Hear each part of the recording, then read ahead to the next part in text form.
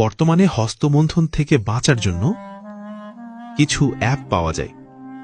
Google play স্টোরে কিছু app পাওয়া যায়, যেটা অ্যাপের নাম যেমন নোফ্যাপ, এরকম নামে কিছু অ্যাপ পাওয়া যায়। এই অ্যাপগুলো যেটা করবে আপনাকে, সেটা হচ্ছে আপনাকে প্রজেক্ট দিবে যে 2 দিন পরে আপনাকে এরকম একটা মর্যাদা দেওয়া হবে বা এরকম একটা র্যাঙ্কে আপনাকে উন্নত করা হবে। 4 দিন পরে আপনি এই র্যাঙ্কে উঠবেন, 5 দিন পরে আপনি এই র্যাঙ্কে উঠবেন, 6 দিন পর আপনি যদি 6 দিন হস্তমৈথুন না করে থাকেন, পর্নোগ্রাফি না দেখে থাকেন, 6 দিন পরে আপনি এই র্যাঙ্কে উঠবেন। 7 দিন পরে, 2 সপ্তাহ পরে আপনার র্যাঙ্ক হবে এইটা। এই যে আপনি যখন অ্যাচিভ করছেন একটার পর একটা র্যাঙ্ক, এটা আপনার ব্রেইনে একটা ডোপামিন সিক্রেশন দেবে, যেটা আপনাকে একটা ফিল গুড, একটা অ্যাচিভমেন্ট, এটা আপনাকে ফিল করতে হবে। যার কারণে আপনি কোনো একটা এই যে পর্নোগ্রাফি অ্যাডিকশন, অ্যান্টি পর্নোগ্রাফি কোন একটা অ্যাপ আপনার মোবাইলে আপনি ডাউনলোড করতে পারেন, এবং ডাউনলোড করে সেটার অনুযায়ী আপনি ডেইলি নিজের ছোট ছোট টার্গেট ফিক্স করতে পারেন। ছোট ছোট টার্গেট, এই ছোট ছোট টার্গেট অ্যাচিভ করা আপনার ব্রেইনে ডোপামিন সিক্রেশন করবে, যেটা আলটিমেটলি আপনার পর্নোগ্রাফি দেখার আগ্রহ এবং প্রবণতাকে কমিয়ে দেবে।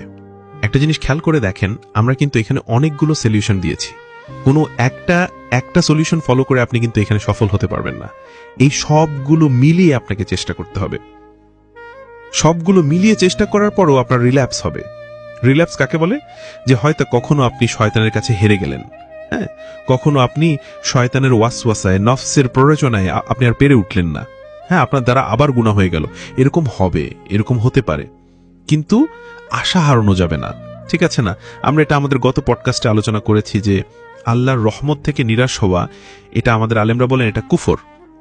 আল্লাহর রহমত থেকে নিরাশ হওয়া কুফর। সুতরাং আমরা কখনোই আল্লাহর রহমত থেকে নিরাশ হব না। আমরা রাসূল সাল্লাল্লাহু আলাইহি ওয়াসাল্লামের সেই হাদিসে বিশ্বাস করি, বান্দা যদি এক আকাশ পরিমাণ গুনাহ নিয়ে আমার সামনে আসে, আল্লাহ রাব্বুল আলামিন, হ্যাঁ, তার চাইতেও বেশি রহমত নিয়ে বান্দার সাথে সাক্ষাৎ করবেন। সুবহানাল্লাহ। সুতরাং আমরা গুনাহ করতে করতে কখনোই আল্লাহর রহমতকে ক্রস করে যেতে পারবো না, ঠিক আছে না?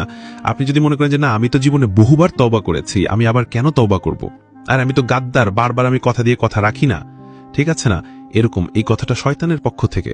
আপনি বারবার আল্লাহর কাছে ওয়াদা করবেন, আল্লাহ তাআলা এগুলো তো মাইন্ড করবেন, এমন না যে আল্লাহ তাআলা মাইন্ড করবেন, এরকম না।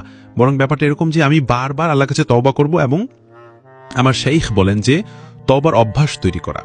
তওবার অভ্যাস একদম অন্তর থেকে পরিপূর্ণ তওবা, খালেস।